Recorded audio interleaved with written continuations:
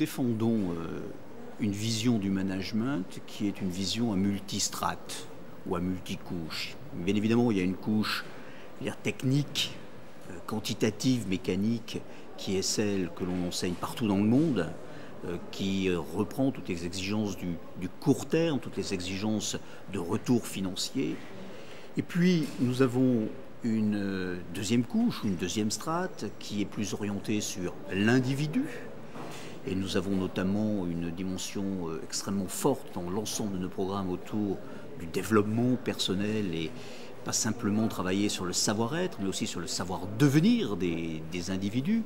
C'est important, hein, dans les années à venir, nos étudiants, futurs collaborateurs des entreprises, vont avoir à vivre un degré concurrentiel de plus en plus fort. Donc il faut les habituer à vivre cette pression, à être différents.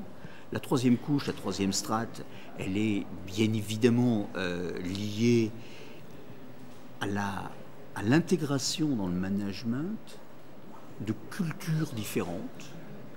Prenons simplement le mot de confiance. Il va être traduit concrètement différemment par un Américain de Boston et un Chinois de Shanghai. Alors il y a effectivement une pédagogie particulière dans l'école, et ce, quels que soient les programmes. Cette pédagogie, c'est la priorité à l'individu. C'est le premier point. C'est-à-dire que très concrètement, notre métier, c'est de doter l'ensemble de nos étudiants, quels que soient les programmes, de force, de capacité de réaction, de capacité de compréhension, bien évidemment de connaissances techniques, mais ces connaissances techniques, tout le monde peut les apprendre. Il y a 65 millions de titulaires de doctorat en Inde. Ils connaissent parfaitement toutes les techniques. Donc on fera la différence sur autre chose que simplement les techniques. Ça, c'est la base de cette pédagogie. Le deuxième élément, c'est que cet individu, dans sa formation, il faut donner du sens à la pédagogie. C'est une pédagogie de l'action. Je crois qu'aujourd'hui, le temps est terminé d'apprendre dans les livres. Il est important de confronter les individus dans leur apprentissage à des décisions concrètes. Donc la pédagogie de Romain de Marseille est très axée sur l'action afin que l'individu teste ses propres réactions par rapport à la réalité.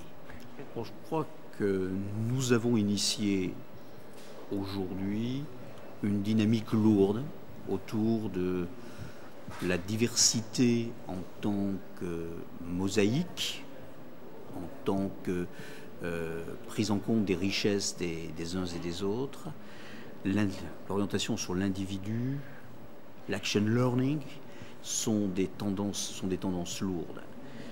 Ce que nous développerons dans les prochaines années, c'est donner plus de temps et plus d'espace à cet apprentissage individuel et cet apprentissage de l'action.